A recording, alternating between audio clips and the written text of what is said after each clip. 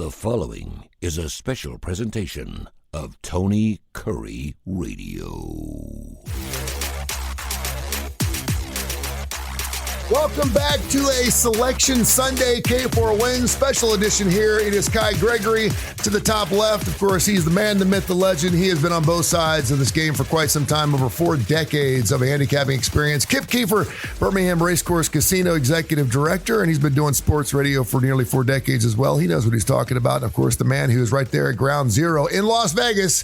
We're talking Case Keefer. Of course, he is Executive Director and Editor of the Las Vegas Sun. This is K4Wins. Go to K4Wins.com, K4, the number 4wins.com. You can check our numbers out. And of course, it's a free site. You could also subscribe there. We'll have some writings down. And of course, our numbers change every single sometimes. And I know Kai's responsible for doing this, but sometimes we put plays up 3 and 4 times a day, correct?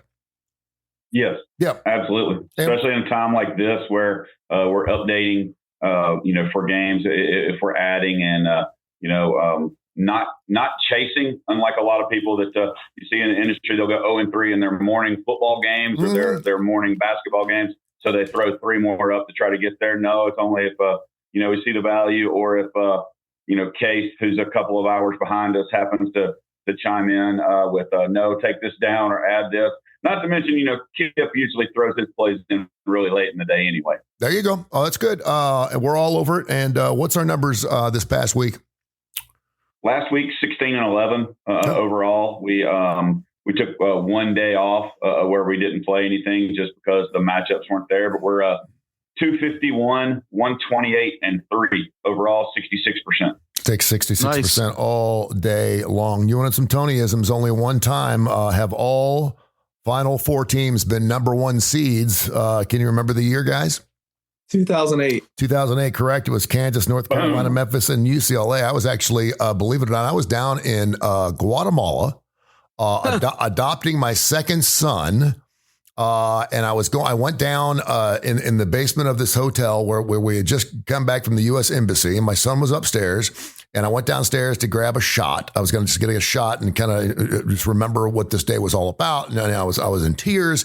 And there were 4 TVs down there. They had ESPN 1, ESPN 2, ESPN 3, and ESPN 4. And North Carolina, Memphis was playing in the national championship game. And they didn't have the game on. It was all soccer. It was soccer on 1, 2, 3, and 4. And I said, hey, is there any way you could take like one of those ESPNs and turn it over to the national championship game in college hoops? They're like, sure. And I remember sitting there watching. I remember Calipari sitting there saying, listen, we don't need to make free throws until we need to make free throws. And I think they were out 9 in the late net ball game. And of course, they could not make a bucket to save their life from the charity stripe. And of course, ended up losing the national title. So that's my remembrances of that 2008 season. So it's great. Couple other numbers, a 12 through 16 seed has never made it to a Final 4. A 9 through a 16 seed has never made it to the championship game. And a 5 seed has never won a national title, which is kind of interesting because a 6, 7, and 8 have, but a 5 seed, if you're going to do your brackets. 5's a bad number in that tournament. It really is. 5 seeds. 5-12 matchups are nightmares. You were mentioning that yesterday, Kip, and we'll start with you. We know the 3-14s, the 5-12s. We used to say, okay, let's move everyone off the 1 line on to the next round. We know we can't do that now because a couple of 16s have actually knocked off 1s. But any kind of numbers that really sting you, that you remember, that really kind of stung your bracket? That's the one that stands out to me, and I'm sure Case has done research, but it seems to me like in recent years at least, it's almost 50-50 in those games. I don't think we've had a year. I don't have the numbers in front of me. I don't think there's been a year in the last 10 or 12 where a 12 hasn't beaten a 5. So that just seems to be the one that stands out to me. So you never know, and I don't really have a theory about that other than the fact that that's what, let's do the numbers, 17 through 20 of the conceived best teams in the tournament. So that's getting outside the range of the dominant ones. And I think we'll see in the SEC today, when the big boys show up, how different those teams are than these ones we've been watching, because I think you get those elite teams in the top 8 or so. Maybe you get up into that 17 range, and maybe they're just a lot more vulnerable. And I don't really have a theory for it, but historically, I know that's the number. A 5 seed hadn't been a very good place to be. It appears the SEC will set a record with 13 teams in right now, according to Joe Lunardi late last night. It looks like Texas has got one of those last spots here, despite the fact that the numbers are all over the place and everyone likes to pick dark horses. And of course, I mentioned that yesterday. It's better to be smart and boring than stupid and exciting, right? And if you're picking those long seeds or those big seeds because you want to be the man, you want to say, I want a 12 seed, good luck with that, because it'll last about 3 or 4 hours, because the news cycle of college basketball moves so quickly over this. You remember 3 or 4 hours and it's over. With that being said, though, 13 of the last 17 title winners have been 1 seeds, not overall 1 seeds, but 1 seeds. Case, what is the biggest mistake that most bettors make around March Madness out in Vegas? The biggest mistake. I mean, everything. I mean, the Vegas cleans up. Yeah, betting. Exactly. I mean, this is a huge time. This is one of the biggest times. I mean, Vegas is the house is impossible to lose this coming week. And largely it's just, taking bad numbers, waiting till the last minute to bet. I've said a few times, I know which goes against a lot because I bet so many futures, but betting futures at this time of the year, I feel like the market's so hit into shape. Yeah, it's definitely a minefield out there, and it's tough to navigate. And there's a reason why the house. This is a huge time of year and usually the winningest month of the year. Another guy who has got his orange on up there, Rick Barnes. I saw that he is 1-7 against the spread his last 8 conference games, and with 1 day to prepare it in conference tournaments, he's won 1-9 or something like that. Rick Barnes does not do well, and of course, a lot of those games from his previous team, not so much the Tennessee squad. We mentioned 13 the last 17 title winners have been the number 1 seed. Interesting enough, though, only twice in the last 10 years has the overall number 1 seed made the Final Four, and we're talking about the Auburn Tigers probably having that number 1 overall seed this year. Your Tennessee boys been sitting there licking their chops at that 2 line, had a shot at number 1. What do you think about Rick Barnes' squad? Today they're 10.5 over Texas. Texas team that's already played 2 games, not real confident in that 10.5. I would play Texas or I wouldn't play the game. I think Tennessee's probably going to end up with the last number 2. They may move them to the 3rd number 2, just so they don't match up with Auburn. But yes. I don't think Duke's going to get the overall number 1 if Cooper Flagg, if he's really injured. And they said he has a really, really long shot to play today, which makes me love Duke and North Carolina over. Yeah, Kip, we talked about this while we were getting ready for ABC 3340's. The starting lineup on Saturday morning is 10:30, 11 o'clock. 1 seed, undoubtedly one of the best basketball teams along with Auburn all season long. Now they lose their guys averaging 18.9 points a ball game. Could be player of the year along with Broome from Auburn. If for reason he was out, should the committee give them a 1 seed? Well, if it's the committee from a couple years ago that thought about the Florida State situation, that precedent was established. They lost their quarterback and didn't even make the 4 teams. I know that's not a apples to apples comparison. There would be a huge debate there. I'd be interested to hear what Kai and Case think. Also, and you, Tony, Flagg is the guy, but he's not the only guy.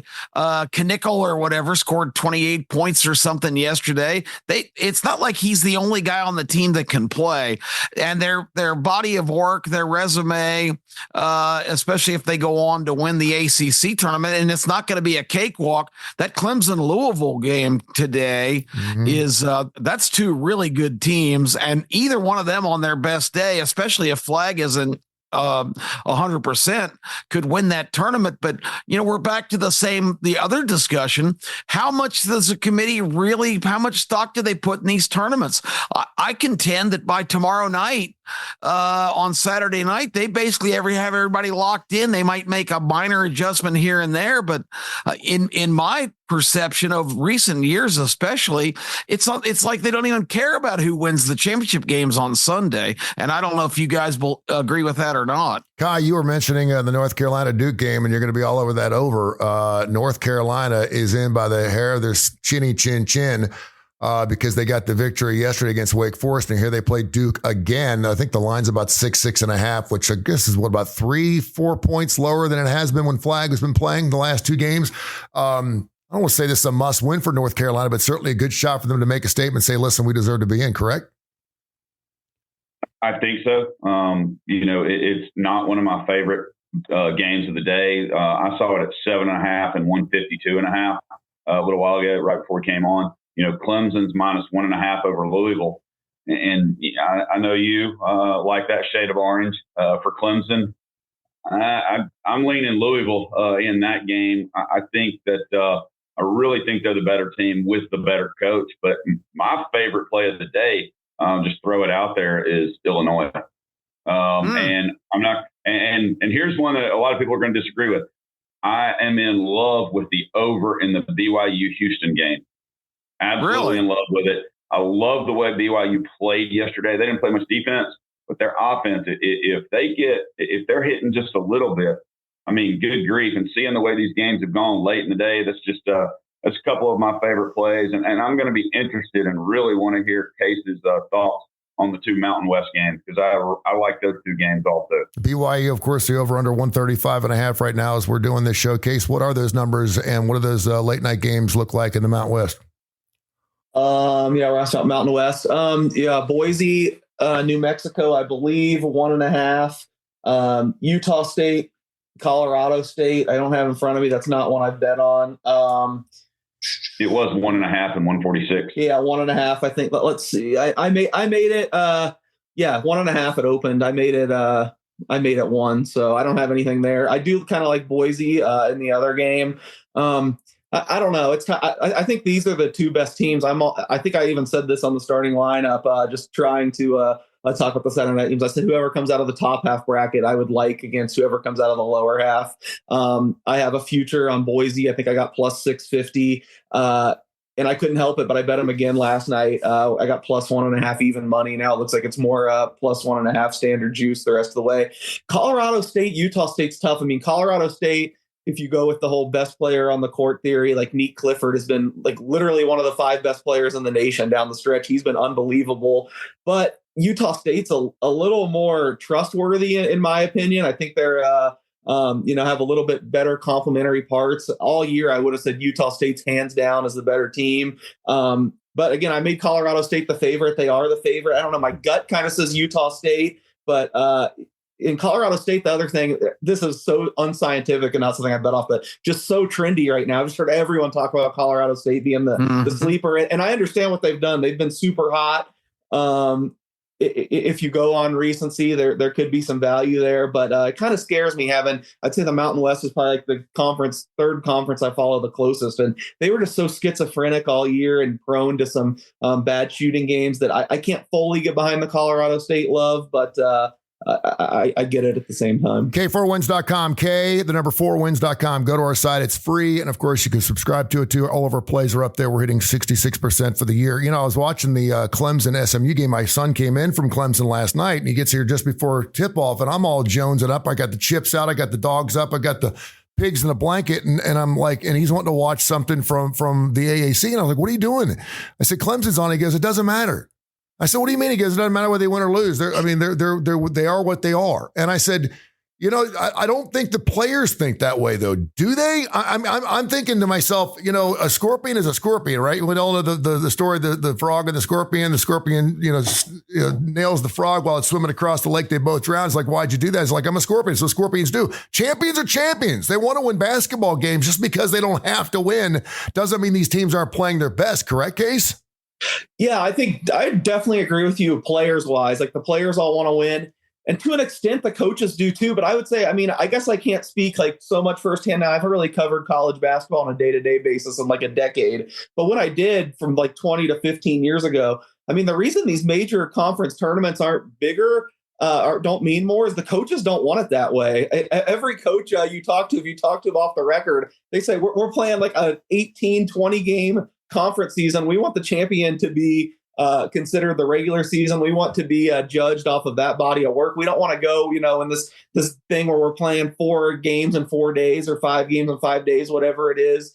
I would say the coach's mentality is like, hey, it's great. Obviously, you want the check for the tournament, but the major conferences, they want to be judged on the full body of work. And there's no doubt in my mind that, with few exceptions, the scouting, the preparation, just from the coach's standpoint, is a little dialed back for these conference tournaments. And not only because, like I said, I don't feel like they care as much about the outcomes, but just the reality of it, that you just have a few hours turnaround. So I don't disagree with your son at all.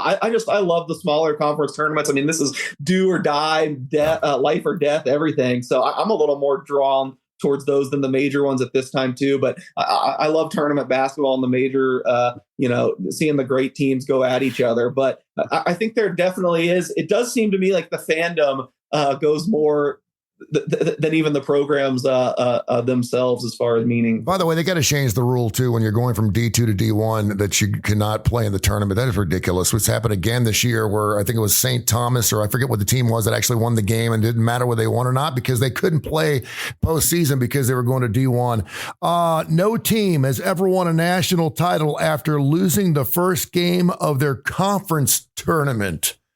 A little bit surprising to you, Kip, on that yesterday. And with that being said, it's not to say you have to show up in the first game. These are Tonyisms, so they don't really mean anything. But that's pretty amazing, the fact that no team's ever lost their first game of their conference and actually won a championship overall. What are some teams in the SEC, since this is where we're in their back pocket, that are really surprising you right now? You think you have a shot at perhaps pulling out the automatic bid, or are there any? No, I have to answer the latter. Going in, I thought somebody would emerge from the middle of the pack and maybe make a big run. But I mean, these teams, all these games have been almost the same. They've just slogged along. A team will get a 6 or 8 point lead, and it's just gone in the blink of an eye. The quality of play, the league is really strong, and it's top to bottom. It's that way. But I think maybe on this players getting motivated decision, the players really want to go to the big dance, and you can see the urgency. I watched Texas and Oklahoma, the last game of the regular season, just a week ago, and both teams were just bad.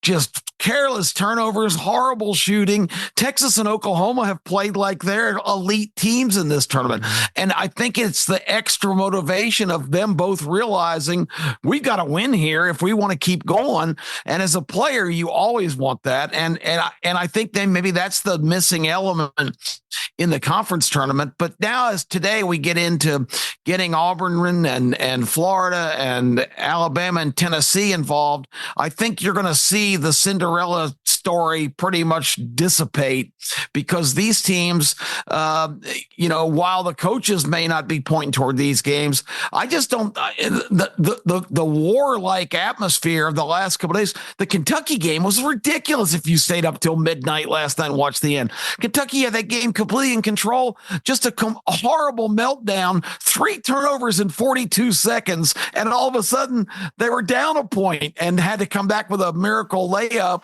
off balance kind of runner at the buzzer to win that game. But all these teams have to be spent.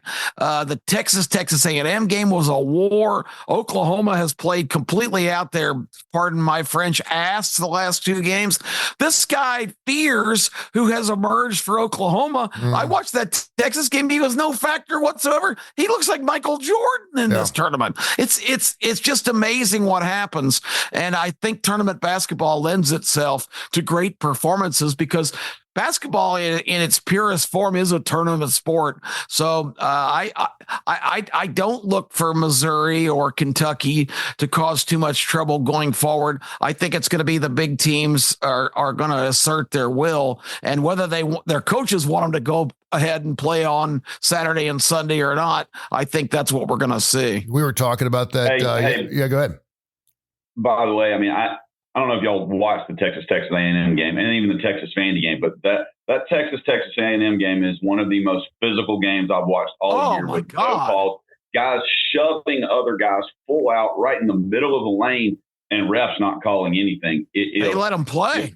It was ridiculous. If that continues, I mean, I understand why people say the SEC is going to have trouble when they get, tight whistles in NCAA tournament, and the officials in the SEC tournament are not helping because they have let them, for the most part, play. And the only reason why I say, I would take the 10.5 with Texas.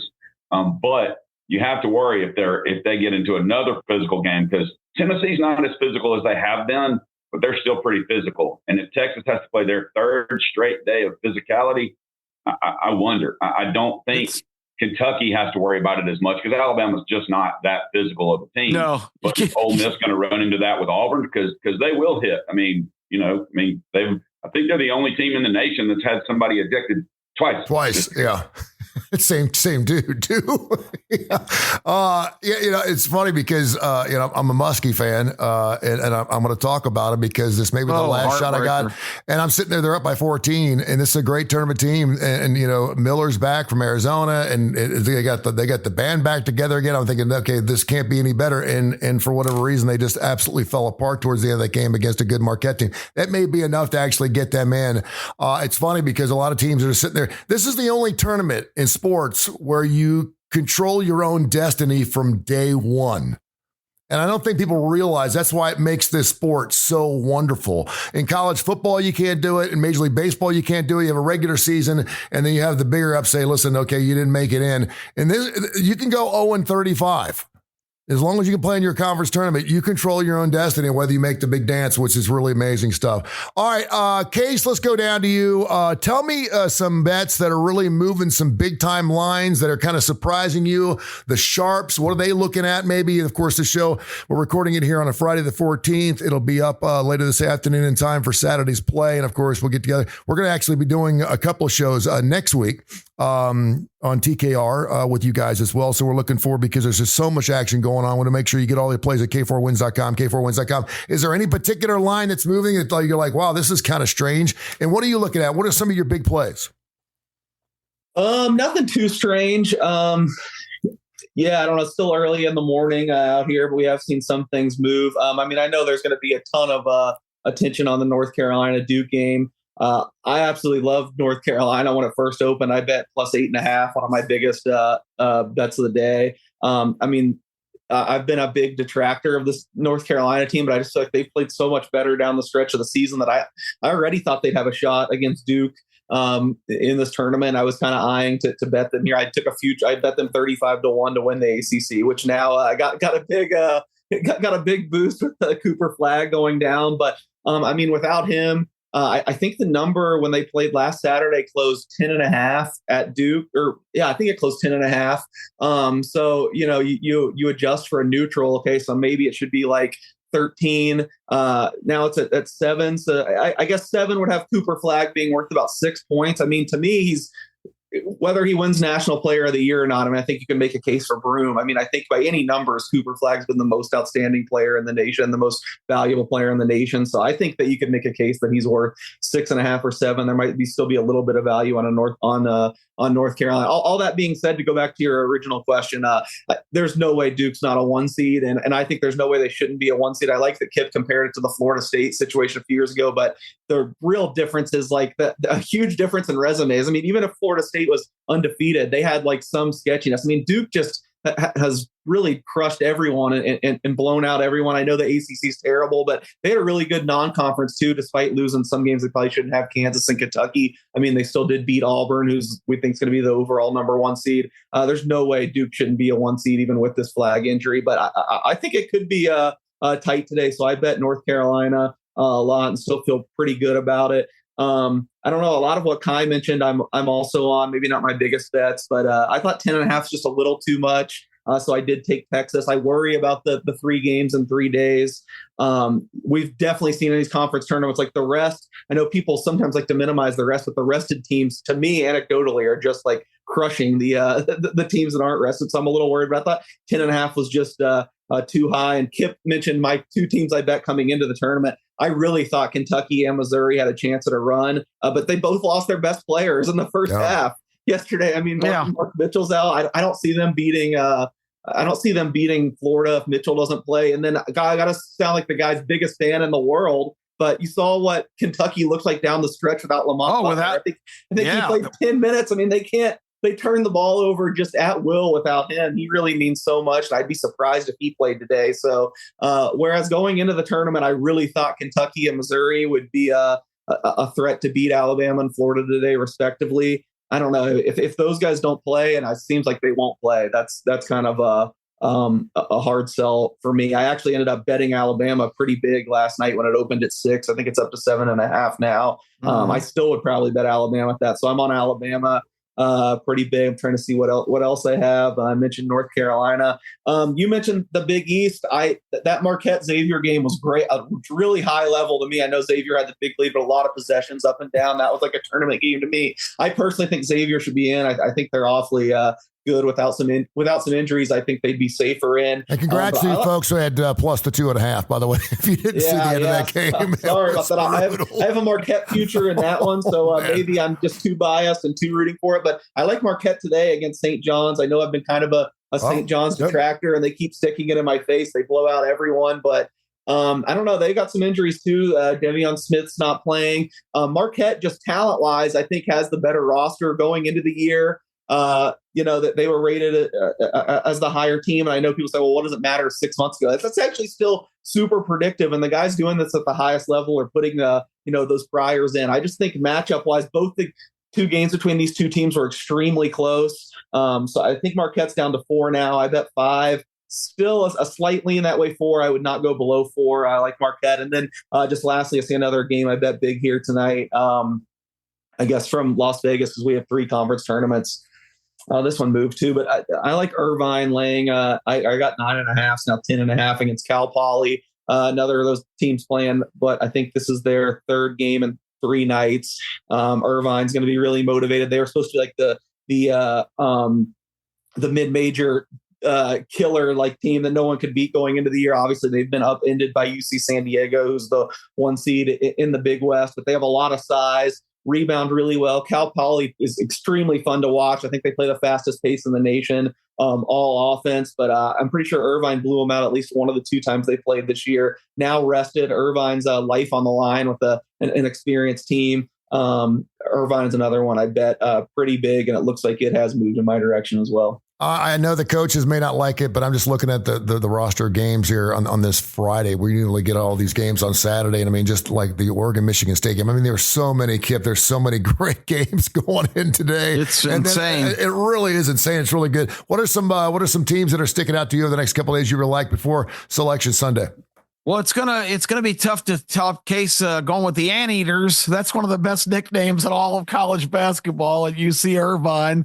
So I don't have any original teams like that, but I kind of hang around SEC territory. I don't really like the early numbers I looked at right before we came on the air today. Auburn's 12.5, and I guess that's justified. Ole Miss just went to Florida last weekend and played a comparable team, and didn't go well despite Ole Miss's dramatic win over Tennessee earlier in the week. So seeing that Florida game and how Ole Miss played, I'm skeptical that they're going to be able to stay with Auburn, but boy, you hate giving 12.5 in this crazy tournament. Arkansas had every opportunity to knock Ole Miss off yesterday is in this ridiculous war of attrition that has been the SEC tournament. But I would grudgingly have to give the points with Auburn because I think coming off a couple of losses in a row, we're talking about players' mentality again. I bet those guys are itching to get back on the court and really make somebody pay for that because this team has got a lot of pride in itself. And I think they're kind of shell-shocked that they actually lost a couple games in their last 2 appearances. Alabama, I really think they're going to be really ready to play as well. I think they're going to come out, and Kentucky's coming off that like Kay said, without Butler, they're just not the same team. And give them credit. They went on a big roll and got up by 12 points with 4 minutes left. But you saw what happened after that. I don't think they're going to be getting anything close to even a semblance of a lead today. And despite the fact that it being in Nashville, it's a de facto home game for Kentucky, which is bizarre. But everybody from the Bluegrass State is there. I think they had the house packed last night. How shocked would they have been if that game they end up losing that game with a 6-point lead with less than a minute to go? That would have really been that would have shook up the Big Blue Nation for years to come. So I do like Alabama to take care of them, and I'm not sleeping on Florida either. I said Alabama and Auburn, I think, are the two most talented teams in the country. But Florida, if they're 1-1A, Florida is right in that discussion too. And the Gators, to me, are a really, really viable team to win this whole tournament and go a long way, maybe even to the Final Four when we get down to the big dance starting next week. Patino's done a great job with the Johnnies. I'm kind of liking Marquette myself, plus a 3.5. I think they're a really good team. I think they just showed a lot of moxie coming down from 14 against the Xavier Musketeers, a good team. That St. Joe's Dayton matchup is going to be a lot of fun to watch. Don't really have a side there. I do like Dayton minus 1.5 a little bit. I think that's going to be just a clean sweep game. Just going to be a great game. Two teams, they don't make any mistakes. I think they're both averaging about 7 turnovers a ball game. They get up and down the floor. It's great. UConn and Creighton, man, the Blue Jays have played lights out this season. They played so much better than I thought they were going to do. Coach obviously doing a fantastic job becoming in the double overtime game last night. Are their legs tired? They looked exhausted. They aimed at catching 4.5 against a UConn squad that's trying to go back to back to back for the first time since UCLA did it back in 1973. So I'm not so sure about whether UConn can actually get inside that number. Part of me tells me that Creighton, they know they're in, and if they get tired, they may lose by 20. But if they're sitting there and it's a 3 or 4 point ball game late in that game, I give Creighton the nod. And I'm going to take the money line on my UAB Blazers. I'm going total homer here. I actually talked to Coach Andy Kennedy yesterday, and he realizes that it's a one league conference, and they know it. The players know it. He's like, I got to get my players' heads and realize, okay, turn the switch on and don't turn it off until I tell you so. He said a lot of guys are kind of boohooing and coming in. He's had to whip a lot of ass in the locker room, and he thinks he will have his team up and ready against East Carolina.